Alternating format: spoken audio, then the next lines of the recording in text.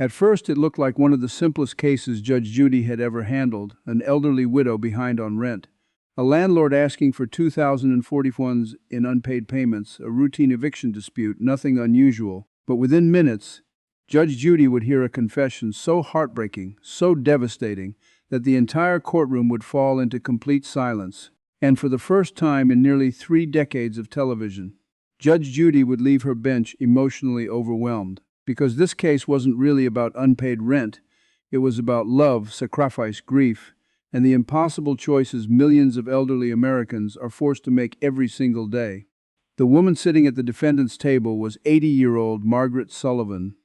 She wore a carefully pressed floral dress and clutched an old leather purse tightly against her chest, as if it was the last thing she had left in the world. Her hands trembled, her eyes were swollen from crying, and every movement she made seemed weighed down by exhaustion and heartbreak. Across from her sat David Morrison, a 62-year-old landlord suing her for 3 months of unpaid rent. But David wasn't some greedy property owner trying to throw an old woman into the streets. He had known Margaret and her husband Robert for more than 50 years. Robert wasn't just his tenant. He was his brother in every way except blood. The two men served together in Vietnam in 1968.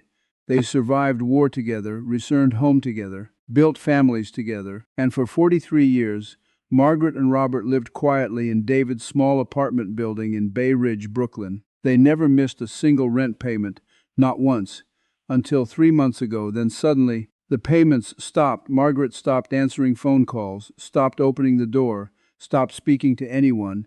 David became worried, confused. But eventually, mounting bills and financial pressure forced him to file the lawsuit. What he didn't know, what nobody in that courtroom knew, was that Margaret Sullivan had spent the last 16 months sacrificing absolutely everything she owned to keep her dying husband alive. Margaret and Robert met in 1964 at a church gathering in Brooklyn. She was a young school teacher. He worked for the Postal Service.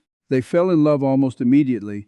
In 1965, they got married and began building a simple but beautiful life together. They weren't wealthy, but they were happy. Margaret spent 35 years teaching elementary school children. Robert delivered mail for 4 decades, walking the same streets every morning with a smile on his face no matter the weather. They lived modestly, saved carefully, avoided debt. Over nearly 6 decades together, they slowly built a retirement fund worth $127,000. To some people, it wasn't much. But to Margaret and Robert, it was everything.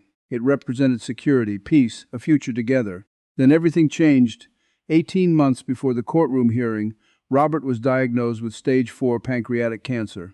Doctors gave him 6 months to live, maybe 9 if they got lucky. But there was one experimental treatment that offered hope.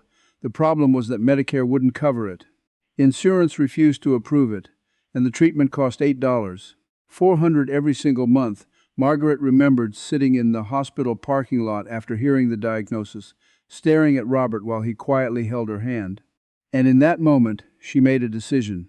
She decided that every extra day with her husband was worth any price, so she paid for the treatment, month after month. She watched their savings disappear. $127,000 became $100,000, then $70,000, then $40,000, then nothing. But Robert kept living. He kept smiling at her every morning, kept squeezing her hand, kept telling her he loved her, so Margaret kept fighting. When the savings account hit 0, she turned to credit cards, 5 of them, one after another. $31,000 in debt, all for more time, all for more mornings beside Robert, all for more chances to hold his hand. Then came the decision that destroyed her financially forever. 3 months before Robert died, Margaret opened her checking account and realized she only had $847 left, exactly enough for one thing, the rent, or Robert's treatment, not both. She sat alone at their small kitchen table, the same table where they had shared breakfast together for 43 years, and cried for hours. Then she made her choice. She paid for Robert's treatment. She chose 7 more days with the love of her life over keeping a roof above her own head, and the next month she did it again, and again after that. Every time she heard David knocking at the apartment door, asking if she was okay, she stayed silent. Not because she didn't trust him, but because she felt ashamed. Ashamed that, after a lifetime of responsibility and hard work, she couldn't even afford rent anymore. 8 weeks before the courtroom hearing, Robert Sullivan died peacefully in their bedroom with Margaret holding his hand. The treatment had given him 7 extra months of life, 7 precious months. But those 7 months cost Margaret everything: her savings, her financial security, her future, and now, possibly her home. As Margaret slowly explained all of this to Judge Judy, the courtroom completely broke down emotionally. People in the gallery openly cried. David Morrison sat frozen with tears streaming down his face. And Judge Judy, for the first time in years, had no words. She simply sat there silently staring at Margaret while tears filled her own eyes. Then something happened that courtroom staff had never seen before. Judge Judy slowly stood up from her bench. The entire room froze. Without saying a word, she walked directly toward Margaret Sullivan and gently placed a hand on her shoulder. "Mrs. Sullivan," she said softly, "in 28 years of doing this show, I've heard every excuse imaginable for unpaid debts. But what you just described isn't an excuse. It's a tragedy." Then she turned toward David Morrison. "If Robert was alive today asking for help to save Margaret's life, what would you have done?" David immediately broke down crying. "I would have forgiven every penny," he whispered. Then, right there in court, he ripped up the lawsuit papers.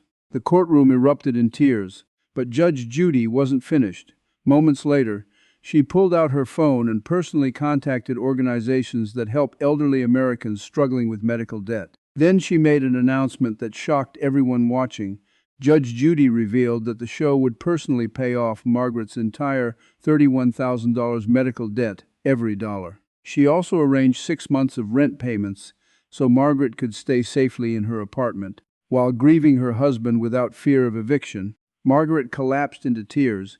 David hugged her tightly. People in the courtroom stood applauding, and millions of viewers later called it one of the most emotional Judge Judy moments ever captured on television.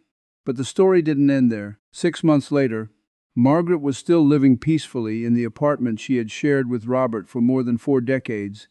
David Morrison created a memorial assistance fund for elderly tenants facing medical emergencies, and Margaret began volunteering at a hospice center, comforting dying patients and their families with the same compassion she had shown Robert during his final months. Because even after losing everything financially, Margaret Sullivan still believed love was worth the cost. And that's why her story touched millions of hearts around the world.